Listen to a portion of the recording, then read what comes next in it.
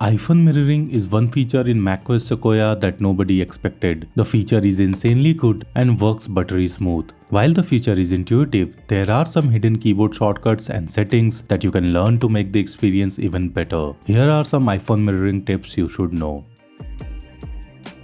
iPhone is a touch device and translating its touch function on a pointer-based system is not easy. That said, Apple has done a good job. Let's start with the basics. On the home screen, you can swipe left and right on your mouse or trackpad to navigate between pages. A click replicates a tap on your iPhone, meaning you can click to launch apps or interact with app elements just like you do with a tap on iPhone. To go back on the home screen, click the home bar. You can also hover over the top of the app to reveal two buttons. The left button takes you home, while the right one opens App Switcher. In App Switcher mode, you can swipe up on any app to close it.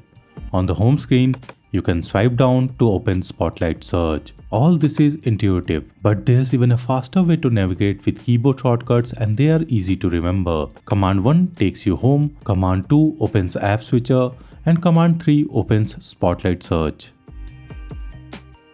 Let's see how you can make the iPhone mirroring app large or small. By default, the iPhone mirroring app mirrors the exact size of your iPhone, but sometimes that might feel too small. You can use the keyboard shortcuts Command plus to make it larger, and I don't know why you would do this, but you can hit Command minus to make it smaller. What I don't like about this feature is that when you change the size of the app, it also shifts its positions for no reason. I hope Apple fixes this in future updates. By the way, if you forget any of the keyboard shortcuts, you can go to the View menu to find them.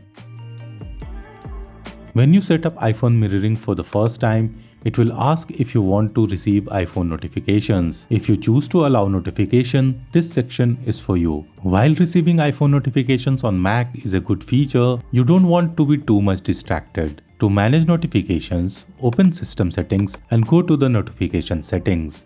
Click on Allow Notifications from iPhone and disable notifications for all the apps you don't want to see. I recommend turning off notifications for all social media apps and apps you have both on your iPhone and Mac to prevent double notification.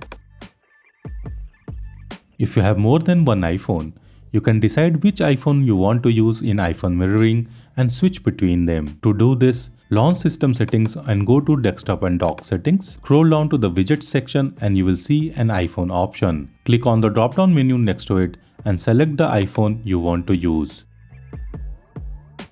Finally, let's talk about security and privacy. Apple allows you to put a password on iPhone mirroring so no one can get into your iPhone unsupervised. You can set the password by opening the app settings and choosing the Ask Every Time option for Require Mac Login option.